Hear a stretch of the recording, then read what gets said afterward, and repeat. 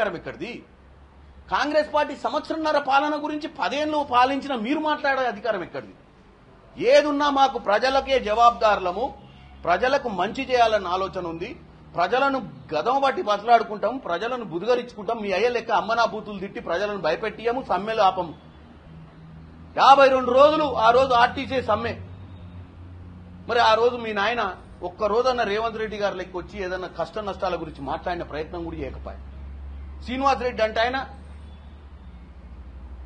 కాల్చుకొని చచ్చిపోయిన తర్వాత మీ నాయన అప్పుడు ఎవడో చచ్చిండట కదా, రావులాగాడు ఎందుకు చచ్చిండని చెప్పి బయటకు వచ్చినటువంటి పరిస్థితి మీది.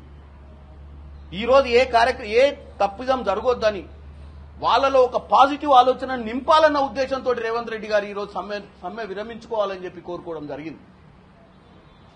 మీరు ఈ రోజు తప్పుడు ప్రచారంలో మీరు భాగం ఏందంటే ఇంకోటి, ఇకపోతే రేవంత్ రెడ్డి గారు జూబ్లీహిల్స్ గురించి మాట్లాడతారు.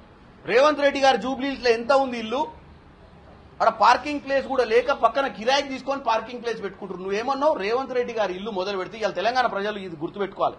రేవంత్ రెడ్డి గారి ఇల్లు పెద్దమ్మ గుడి దాకా దాటిపోయిందంట ఇల్లు విస్తరణ. గీ ముచ్చట ఇంటే సాలిగా మీకు మిగతా ముచ్చట్లన్నీ గంతనే ఉంటాయి. ఆ ఇంటిని ఎంత పొడుగైతే పెంచిండో ఈయన చెప్పే పిట్ట కథలు కూడా గంతే పొడుగుంటాయి. అక్కడెక్కడో 2000 ఎకరాలు ఉన్నాయని చెప్పిండు 4th సిటీలో. అరే నాయన తీసుకురారా నాయన, నీకే మొత్తం దారదత్తం చేస్తామని చెప్తున్నాం. నువ్వు అంటున్నావు కదా దోపిడీ ఎవరు చేసుకుర్రో, వాళ్ళ కుటుంబ సభ్యుల పేర్లు చెప్తున్నావు కదా, వాళ్ళ అల్లుడు వాళ్ళ అన్నతమ్ముల గురించి చెప్తున్నావు కదా.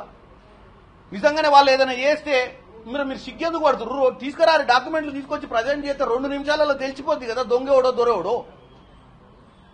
ఉట్టిగానే నోరుంది కదా, ఉట్టిగానే మాట్లాడతాయి. నీకు ఏం లేకుండా కాగితం ముక్క లేకుండానే వచ్చి నడువులు ఇరిగినోని మెదడు దొబ్బినోని ప్రెస్ మీట్ పెట్టినవి. ఇలా నిజంగానే వాళ్ళు దొంగతనం చేసి ఉంటే, వాళ్ళు లేకపోతే 2000 ఎకరాలు సంపాదించుంటే, వాళ్ళు ఏమన్నా మోసం చేసి ఉంటే, వాళ్ళు ఏమన్నా జూబ్లీహిల్స్ లో ఇల్లులో ఇంకో 50 ప్లాట్లు కొని ఇల్లును ఒక కోట లెక్క తయారు చేసి ఉంటే నువ్వు నిద్రపోతావు.